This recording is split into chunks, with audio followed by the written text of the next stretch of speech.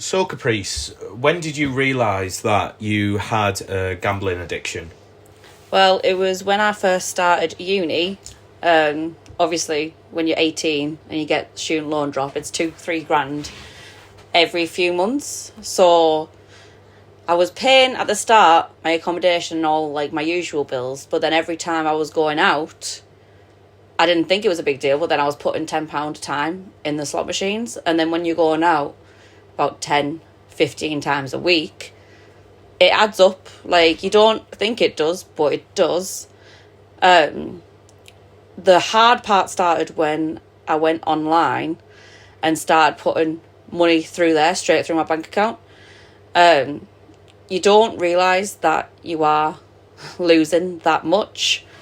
But the hard part is when you actually start winning, because then you get that, it's hard to describe, but you get that buzz where even if you win like 20-30 quid, you don't realise that you've lost like £100 putting money in just to win back this little amount.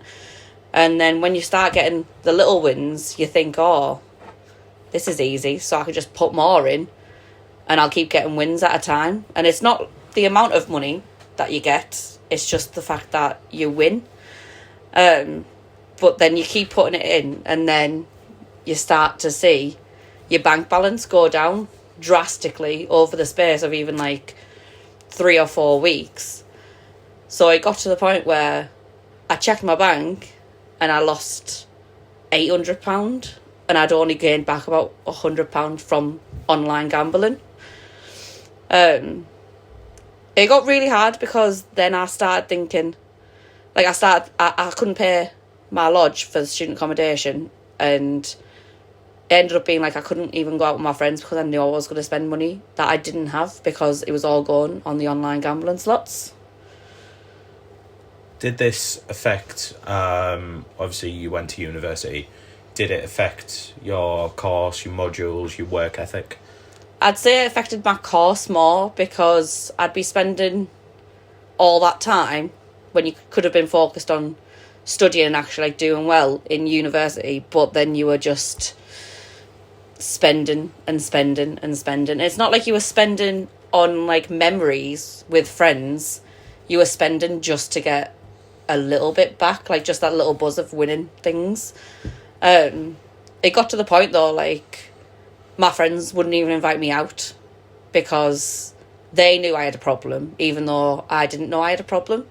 I just saw it as, oh, I'm chucking 20-30 quid on a night, but that was only on slots, like it wasn't even on drinking.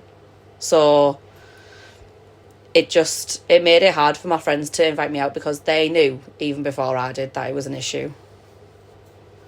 So obviously you've came to the realisation that you needed to stop. Did you go to anyone for help?